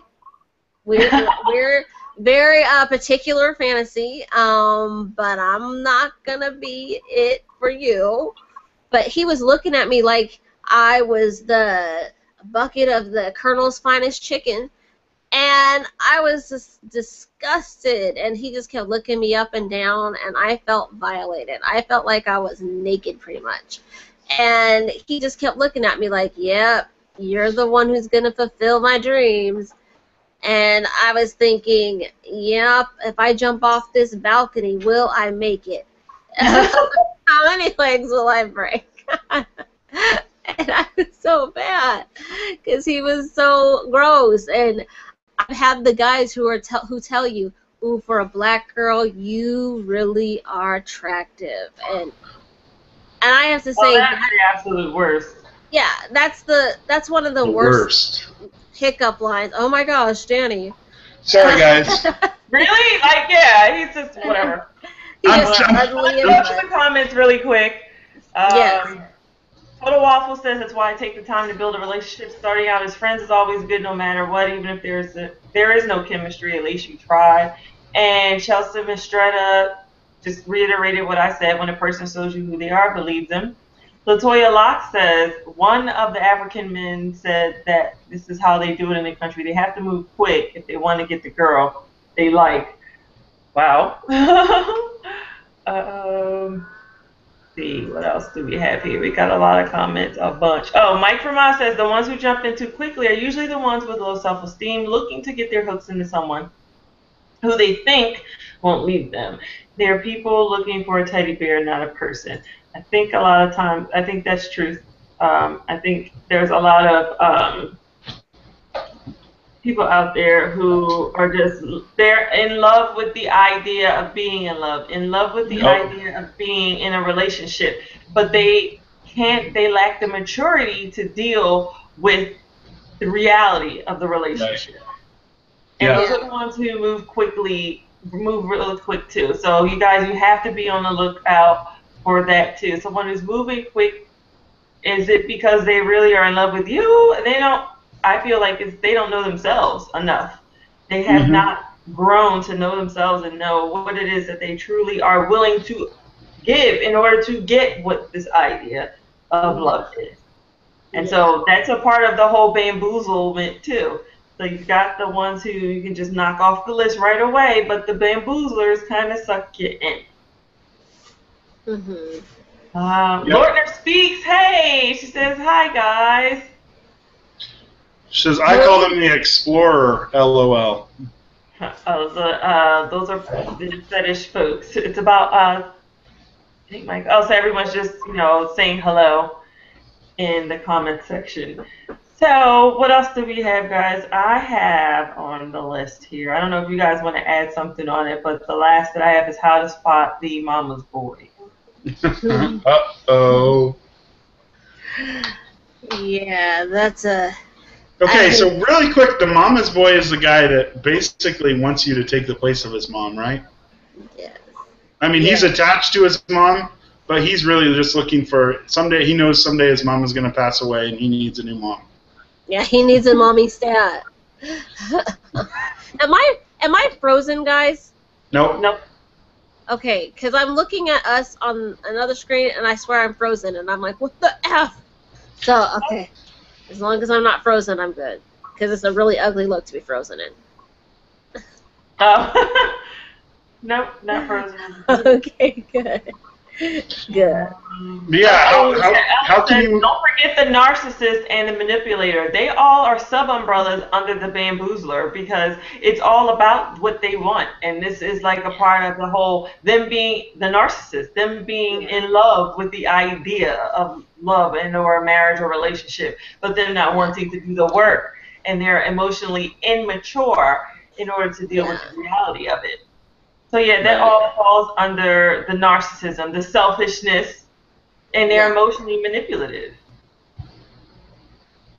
No, I think that there's also the guys who, well, like, they move fast, but they move fast for a reason, and it has nothing to do with you, and they will imply, like I was telling you about the guy who was like, oh, we're engaged, and I didn't even know it. There's the guys who will totally, they'll be like, I really like you and I really want to marry you, and they'll have no concrete reasons for it. I had a guy, the same guy, because after I got on him about not proposing with a ring, and I was like, who does that? Like, not me. Right. And I'm like, if you propose to me without a ring, then you might as well be doing the countdown to this relationship being over.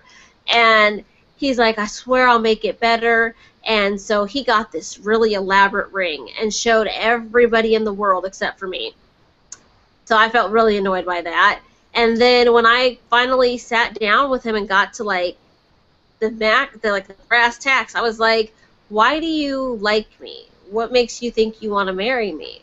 Right. And he was like, well, you're nice and you're pretty.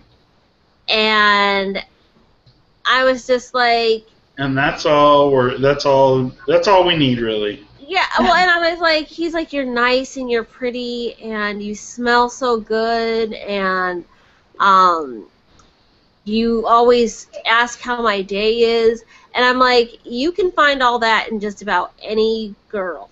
Like, there's nothing. You can find that in a good bro. Like, you can find that in a good friend. Yeah, like, there was nothing specific to me. Nothing about me. That's what mothers do. That's what mothers do. They ask you how your day was, and they're nice to you. And they're like, right. Sweetie, can I make you some herbal tea? But that's not, he had nothing to say about me. And I was like, what if I become this evil shrew, or you find out my evil secret that I don't thrift shop? Like, I can't. It bothers the shit out of me. And I'm like, and you can't get me something used, or I'll be like, ugh, because I'm a germaphobe. And I start to think about where that used thing went. And I was like, oh, God, they had it on their body. They might have sweated. And I start to go through, like, this whole issue with being a germaphobe. But it's hard to tell somebody that. But I told them, I was like, what if you can't get over that? What if you can't get over the fact that, I need somebody to ask me how my day's going? Or do you even know about my life? Like, do you know what I'm going through right now? Have you ever even stopped to ask what I was going through? And he'd never had. And at that moment, I had, like, my true light bulb moment of, I don't think you know me at all. Like, you like a pretty face, And he would always tell me, wear this, we're going here, so wear this, or we're doing this. And I was like, why am I always dressing for you? Like, I gotta dress the part. And he was... Sorry to cut you off, but before they want to know what it is that you liked about this guy specifically. I'm gonna break it down to you real honest. Like, he was so dominant at first when I first met him. And I remember I was talking to this other guy. We were at a party. I'm talking to this other guy. We're having a very in-depth conversation. And the guy spots me from across the room. And I notice him noticing me. And I'm like, I just want to let you know I notice you too. And so I look at him. I give him a glance. But I keep talking, to the person I was talking to. And literally, this guy walks through the crowd, walks right through, walks up to me to where I'm just like staring up at him, and grabs the back of my head and kisses me. And I was swept right off a bitch's feet. Like, I was like, oh my God. I was like, this dude is amazing. And I totally had forgot who I was talking to, and I felt horrible for him because I was like, wow, this is like, he's a CB all the way because he just cock-blocked you. And I'm like, he just totally did it. And that just took my breath away. And after that, he did all these little things that took my breath away. He made me roses out of, like, toilet paper. Like it was a weird party, and we had this, like, paper, and he, like, made this rose, and it was, like, the most... I was like, what are you, like an origami specialist? Like, it was crazy. And so he got me with all those little things. And in the beginning, he was like, I really respect you, and I'm so sorry that I kissed you. He's like, but I met the woman I was going to marry, and I didn't want her to ever get away from me. All those bullshit lines that make you want to throw up. In the moment, they're like hot as fire, and I fell for all that. But then as time went on, I realized he was mean. He would ditch his friends for like no reason. Like, he would ditch friends that he's had for years and ditch them. And I would always ask him, what are you doing? And he'd be like, well, you're more important to them. He always had an excuse. And I used to be able to write it off until he started talking about me. And I kept thinking, what is it that you like about me? Like, you met me by basically stealing me from another guy who could have potentially been my one. So how did you know you like me? And as I thought about that and really, let my mind go into that direction, I noticed just how often he didn't ask me about me. And then he started calling me while he was drunk. Which, let's face it, ladies, nobody likes a drunk call from their man. And he's like, oh, I love you so much, you're so pretty, I'm gonna run back. I'm like, are you wasted? No, I only had one beer. Really? Because one beer does not do that to a lot of people. Like, he's a light drinker. So, to me, it just, like, it fizzled. And I told him, it was right around the time that Adele song came out, that Turning Tables. Mm-hmm. And that song, like, really helped me see that I needed to break up with him. And, I was just like, I can't give you what you think you gave me. Like, it's just, I can't. And so I broke up with him, and felt so empowered, but he would not let me break up with him. He would tell everybody we were still together and all that, and I'd been like, no, dude, I dumped him. But I didn't want to, but it was hard. It was the hardest thing ever because I really, really, really thought that maybe that I could salvage it, but you can't salvage someone who doesn't even know why they like you. Right.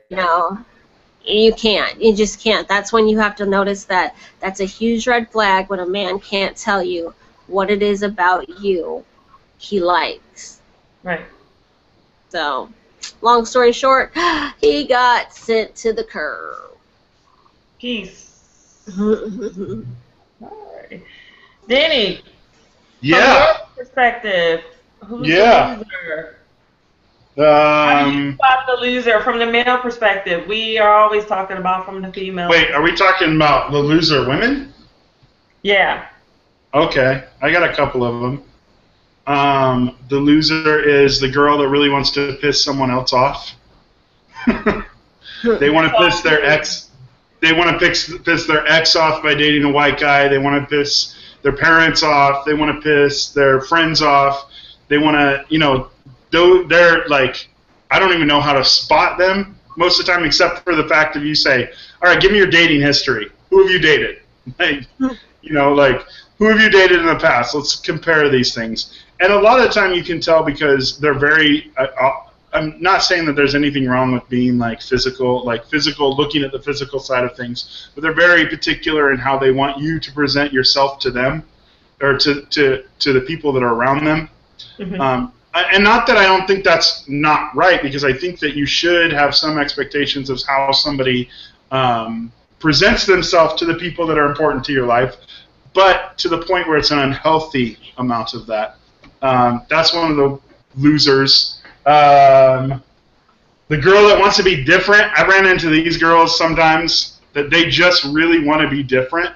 And obviously I date black women, so this is like in other arenas, this would be like the hippie girl or whatever. But this is a girl that wants to be different, and she wants to show the world that she's different, so she wants a white man on her arm to be like, look at me, I'm different.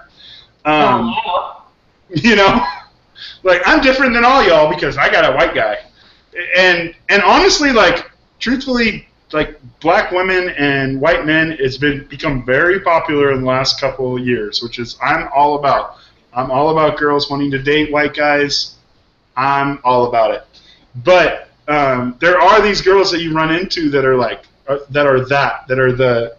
the look at me, I want to be different. I want to be strange. I want there to be something, not that there's anything different about them, that they want to focus anything about themselves and set themselves apart in their personality or in who they are, but they want a physical sign of look at me, I'm different than you because I date white guys.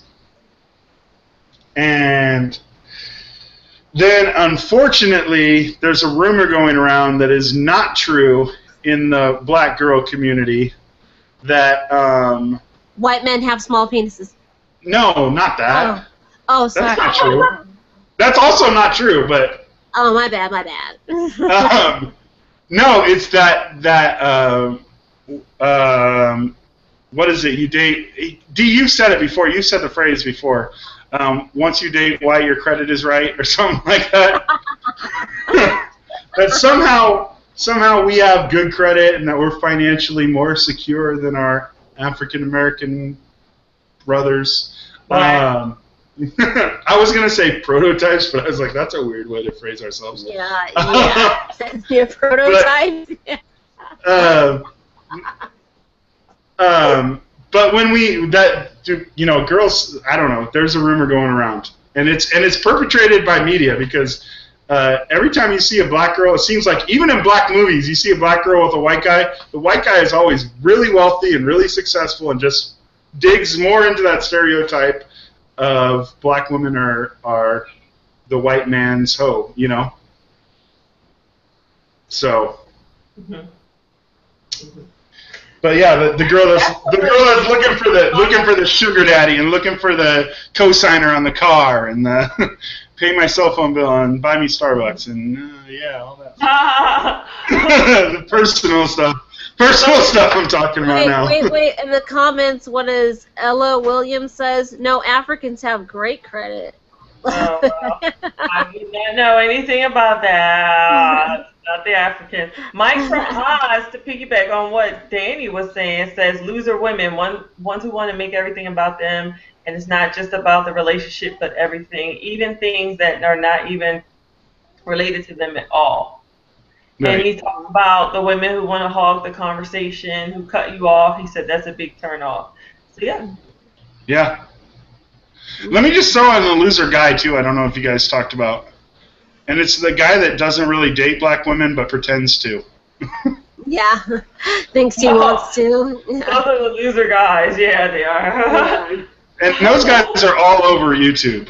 all over YouTube. Oh my gosh, yes. Because they know it gets them views, and then they get all these black women like all interested, and they don't intend to date not one black woman. They're not even true swirlers.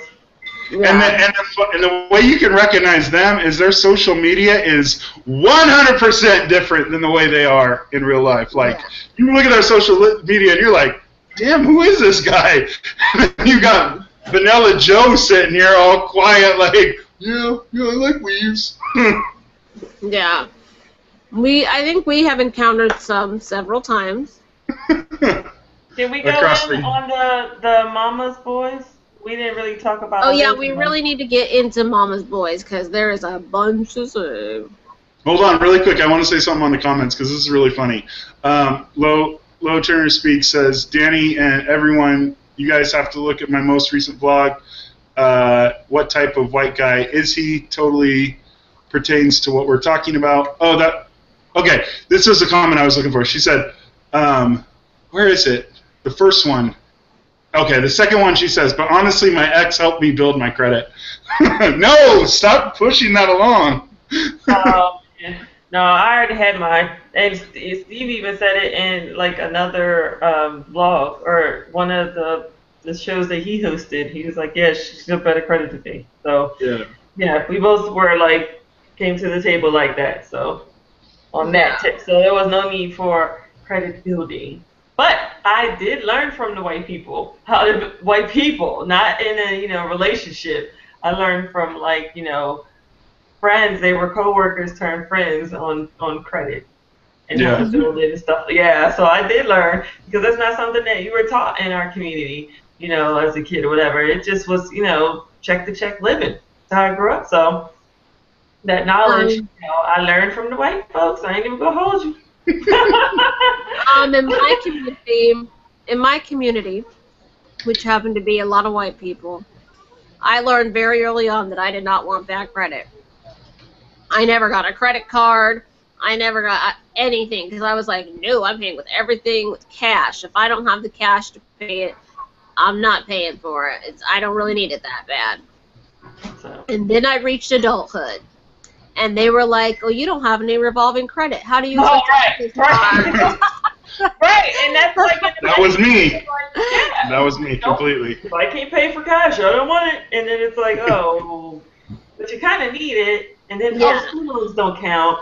So so whatever. But yeah, you learn. And then Ella says you're going to learn from other cultures. That's true. Yep. And then I thought I would be good, and I would buy some cars like on credit, and I finally got to finance some cars. I thought, all right, I'm going to pay them off in like 6 months. And they don't tell you that if you pay them off that fast, it doesn't go on your credit. And so I did. TV is on. Yeah, I did that. Yeah. I did that for like 3 times, and I was pissed. I was like, what do you mean it doesn't go on my credit? So I still have no revolving credit? What the F is this? I was so pissed. Chandel Pitts, this is to piggyback on the how-tos that we've covered. So one of them was a fetish. She says, some guy yesterday hit me up with I like chocolate and spelled it Choco and then K-L-I-T. Chocolate. That's how he spelled it. I'd be like, you need to like a dictionary. Chocolate. Yeah. Can you say fetish or fantasy guy? Fantasy filler? Golly. Because some guys think that they get together with a black woman and like all their freakiest dreams are about to come true. And it's not true. I tell people, I discredit that immediately. I'm like, look, if you get together with me, you're going to basically be getting together with anything you've ever gotten together with. I'm not going to do anything freaky to you. It's just not going to happen. There might be some freakier things in my repertoire, but I'm definitely not doing it with you first off, especially because you expect it. So I'm going to be as vanilla as I can be. I'm going to lay there like a dead fish and be like, oh, yeah, it's all right. Do what you need to do. I'm not going to do anything because they expect all this jungle love that's just not happening. This jungle love, though? Yeah. I hate that. I'm like, Okay, so the last one is what? The mama's boy? Dee, So I how would to like spot you. them, Danny? I want Dee to spot them for us for a second. I've been spotting a whole lot though.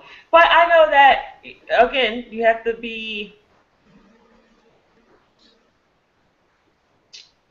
cognizant and you have to be aware and you have to see. This is where there's a blurred line because from the outside looking in, you could think it's just a close relationship, a healthy relationship. Danny, he's totally frozen.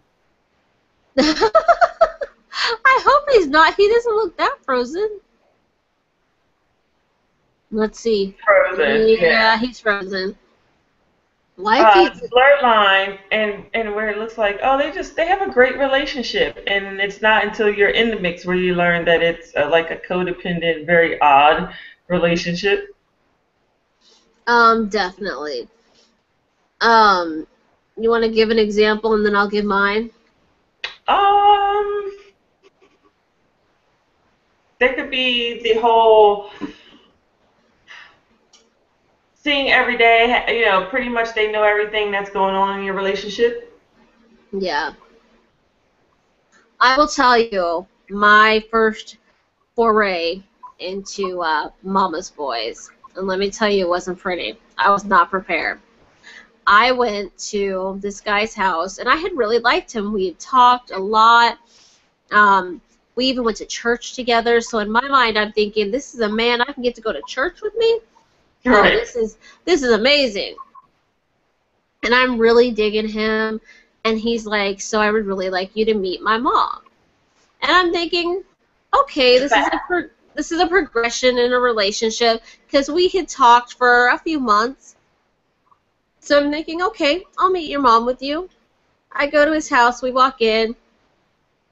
He's like, Mom, have somebody for you to meet. So she comes walking out in all her June Cleaver wonderfulness.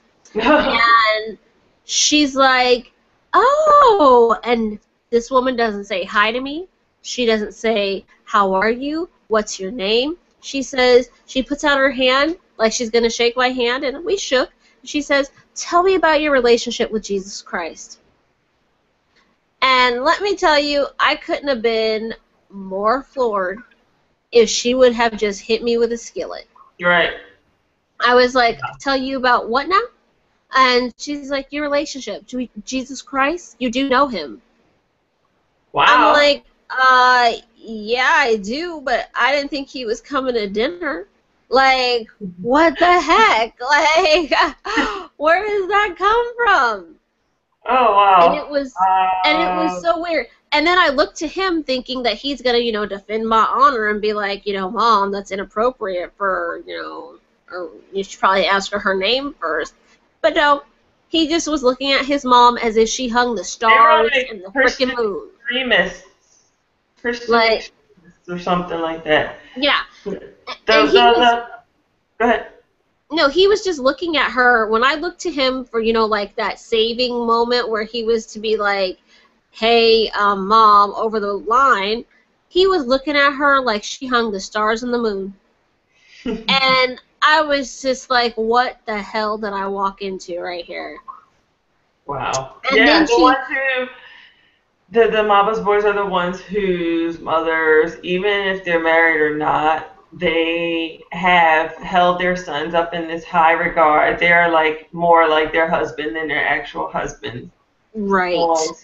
Yeah, the ones who have this kind of emotional hold over their sons. The ones who have, like I said, just held on so tight that they've emotionally screwed up these boys, and they're not fit to be with women because they are of the mindset that this woman should be like their mother. But what they fail to realize is these are two different relationships and two different sets of needs. And no one's ever going to be your mother. Your mother is supposed to love you unconditionally. That is her job. That is what she does. A woman's love in a relationship, she does not owe you unconditional. You have to earn it. You have to work for it. You also have to know that there's going to be different requirements. And they think that a woman is supposed to love them as their mother does, flaws and all, and that does not work that way. It just doesn't work that way. I mean, when you get to it eventually in that unconditional sort of way, then it becomes a, I love you for everything you are and everything you're not. But at the beginning, and not even necessarily towards the way beginning, but just towards that middle ground where you're still feeling each other out, you don't just get love like that. Right. You don't just get that mother's unconditional love. Here, let me blow your nose. Do you have a boogie? You don't get that. Not out of the gate. And it's sad because they expect it. And then when you don't live up to everything their mom did for them, they have like almost this really hard time adjusting to the relationship. You know, they want to leave their clothes everywhere. They want to do all this stuff, and they just expect the clothes fairy to pick them up.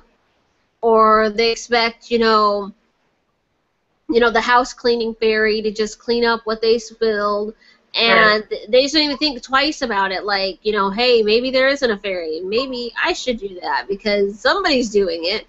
Right. But they don't. And then the worst part is that they will. I don't mind a guy who cares for his mother. I don't. Absolutely. I do not. If you care for your mother, that's showing me that you have a great respect for women. Absolutely. It's the guy that you have plans. You have plans. You're expecting him home